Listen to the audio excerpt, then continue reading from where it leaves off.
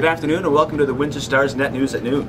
A Windsor lawyer is pushing for answers after his diabetic client was found dead in Windsor jail. Neil Rook wants to know whether Jan Webster might still be alive had nurses been on duty, a measure which was recommended by a coroner's jury 6 years ago. And a Windsor man has been charged with aggravated sexual assault for allegedly choking and beating unconscious a woman who spurned his sexual advances following a meeting in a downtown bar. General Motors is reportedly investing $200 million into its St. Catherine engine plant as part of an $850 million series of investments into 5 North American plants. In other automotive news, Ford said this morning that it earned $2.1 billion in the first quarter of this year, which is Ford's highest quarterly profit in 6 years.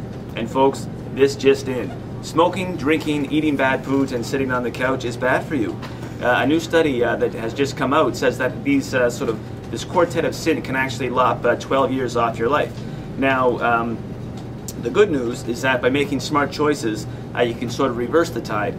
The bad news, of course, is that those extra 12 years aren't going to be much fun. Okay, Councillor Ken Lewenza Jr. wants to give you $4 million. Enwin, the city-owned utility, pays the city a dividend of $4 million every year. And last night at council, Lewenza Jr. there said that he wants that dividend to go directly to you, the ratepayers. So maybe there's an election 6 months or not, I'm not sure. We weren't there last night. As you know, we'd like to live stream and do a live chat from council, but I was recovering from a trip to Vegas, so we weren't there. I won, by the way. And but we're going to be there next Monday with a live chat, live stream. Check it out. Catch the buzz. Democracy in action. Make sure you take part. Okay, coming up today, folks, there's a noon presser. Okay, the acts for the Bluesfest are going to be announced, and the Star's Ted Shaw is going to be there. He's excited about this. We're going to post it online just as soon as we can, a list of all the acts. He sort of said the acts don't matter so much because it's such a cool festival, whether you're there for the blue or the blues. And he said that with sort of some festivals fleeing the downtown core, threatening to flee the core, canceling, that organizers, there's actually a boost of confidence in the downtown core that they're coming back for the 16th year at the Riverfront Festival Plaza. It's going to be held, that's 3 days this year, folks, from July 16th to the 18th. Make sure you check it out. We're going to have a list of acts for you. And in sports, how about those Habs? The Montreal Canadiens held back the high-flying Washington Capitals last night to force a Game 7. So go Habs, go. And the Wings, of course, are gearing up for their Game 7 tilt tonight against the Phoenix Coyotes. And of course, the comeback Kings, the Windsor Spitfires, they're gunning for the Barrie Colts tonight in Barrie on the road, because Barrie had a better regular season record than they did. We're going to be live blogging it for you like we always do, and make sure you check it out. Never write those boys off. You know, they've been down before and they keep coming back, so a whole new series, trying to become the first to repeat as OHL champs since the Greyhounds in 91-92. So go Spits. All right, joining us now to pimp out tomorrow's food column is Star food writer Ted Whipp. Hi. How are you, Ted? Good. Okay, Good. Fantastic. We're talking about local food. Local. Local sources, local content. Yeah. Local food is very popular, but the big question, if you're living in Windsor, how do you get it? Where can you find it? We have a number of delivery services. A new one that has just started up is called Locally Yours, and it's a cool idea. They offer gift baskets with local items from local sources.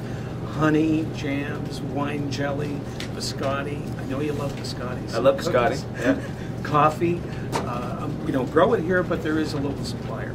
So it's an interesting twist and something that people may not consider, a local gift of local food.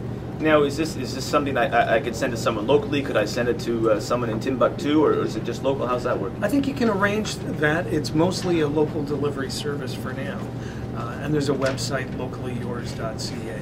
So people can check it out. There's quite a wide variety of suppliers. Okay. And in some other local food news, at council last night, they sort of extended the lease in the old Greyhound parking lot at downtown for that downtown farmers market. As a local food connoisseur and promoter, what do you think of that? Amazing. It would be a disappointment if it didn't go. It was such a big success last year. I read the numbers in our story today about the extension. 200 to 1,000 people a day on Saturdays for the downtown market. A lot of excitement, a lot of fun, and a lot of interesting foods too. Okay, show your prop here. We bring a prop on. Yeah, there we go. Okay, so folks, you can check out the Downtown Farmers Market. Okay, a list of all the vendors, this and yet. It's going to begin on June 12th and run until autumn. Okay, and it's going to be open every Saturday. Every Saturday. Yeah. Ted, anything else? No, just try it out, take a bite, and have a sample.